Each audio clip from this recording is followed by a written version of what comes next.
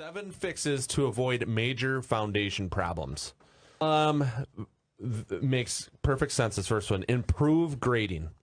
The slope of a property may direct water towards the base of a single-family house or away from the single-family house or multifamily dwelling, towards the house or away from the house. Cracks or opening in the foundation then allow it to enter, as well as through higher-level walls, the roof, and other entry points. Be sure to make sure the grade slopes away from the house. And this is from Bill Corburn, a structure engineer whose company is near Annapolis, Maryland. So grading is the number one thing on the list to avoid major foundation problems. And it's simple, and it makes complete sense. Yeah. And it's one of those things where just a lot of people miss it.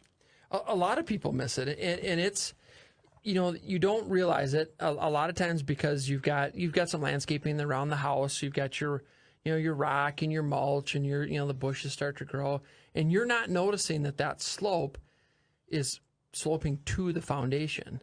And if it is, you're going to have potential water issues, and it's an easy fix.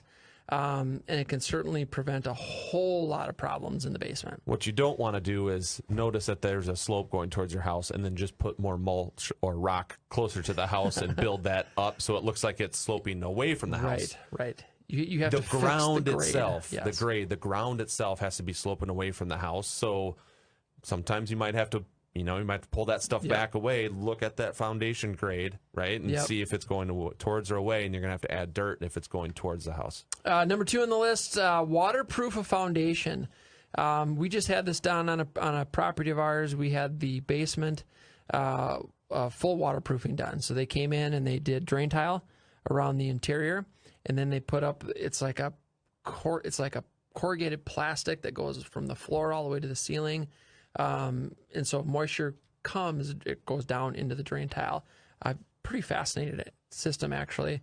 I hadn't seen it done like that before. But waterproofing, and on new construction, they waterproof and they seal the foundation on the front, on the inside, and the outside. Oh, nice. There's some great companies out there. Safe Basements does a phenomenal job.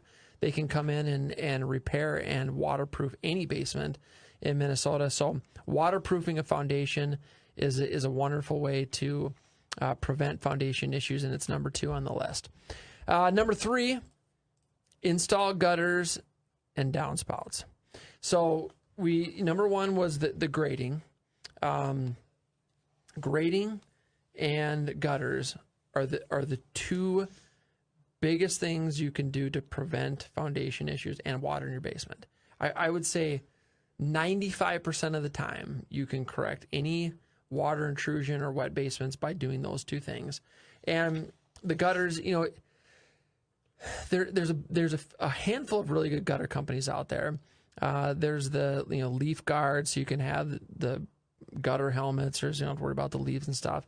But it's being number 3 on the list. Install gutters and downspouts. It's taking the rain that comes off your roof and it's pushing it out, so it's not going down the foundation. I want to be 100% clear here. Grading, much more important than your gutters. Oh, yeah. Because ultimately speaking, the gutters control the water flow off your roof, but then it comes down to the ground next to your house. Right. So if the grading is off, even if you have really nice gutters and a really well-planned water layout for those gutters, if then it just pools on the ground and runs next to your house, it doesn't matter that you did all this great water control and, there's no gaps or anything like that.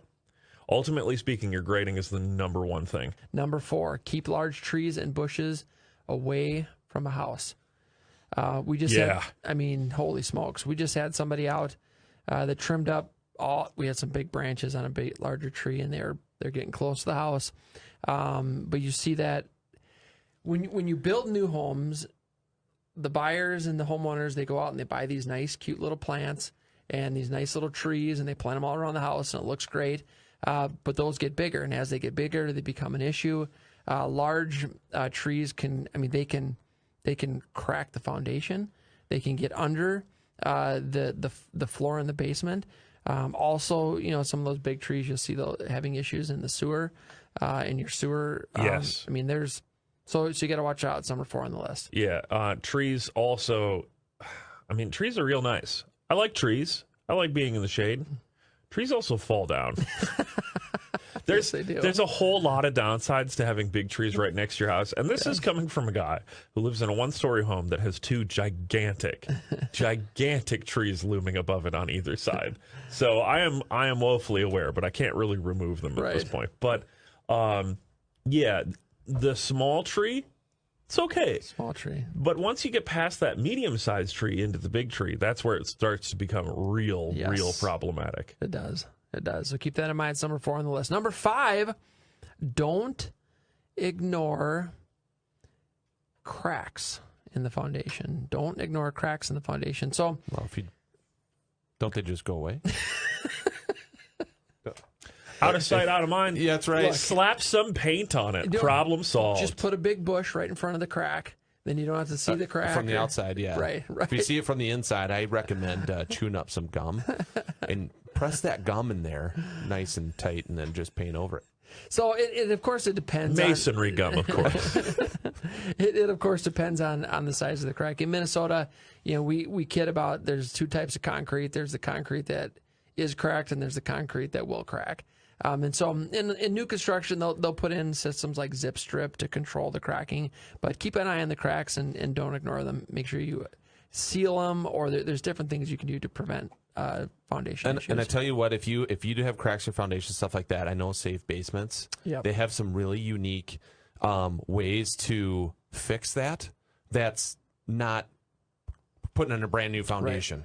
Right. They have a lot of unique ways to address certain foundation issues that will be surprisingly to you of how little they cost compared to a complete new foundation. And some of it, I mean, like, you shouldn't ever ignore a crack. Right. However, there are cracks that are literally supposed to happen, where they're at stress points where it's like, that's expected. Supposed to be there. Now, that said, of course, a lot of houses, most houses, have basements.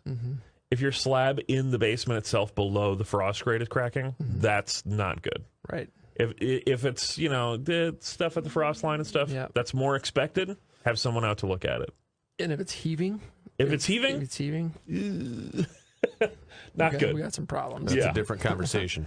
Number 6 is check for significant leaks and stains, especially in the basement. So if you have an unfinished basement, this is easier to keep an eye on, right? If there is water stains, or there's a water stain, or it came from somewhere. I think with buyers, when they're purchasing homes, they want to know, did you have water problem, or was there water intrusion? That's fine, as long as did you fix it, and what was the remedy, and was it taken care of? And so let's try to identify where those leaks and stains came from and address them. Learn why interior or patio floors may be slanting.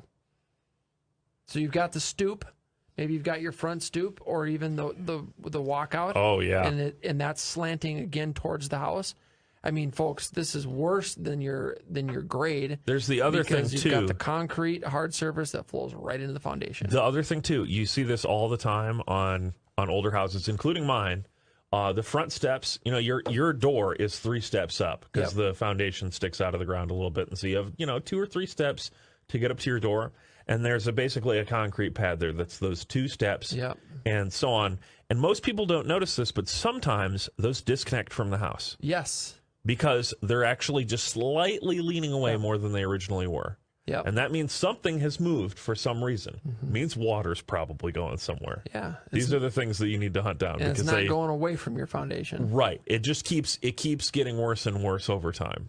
And there's some pretty easy and affordable remedies for that. There's mud jacking. Yeah. Where they'll come in and they'll either put a foam or a concrete, and it'll take that slab and it'll push it up so that the water runs away from the house. Oh, is that what mud jacking is? I thought it was something else.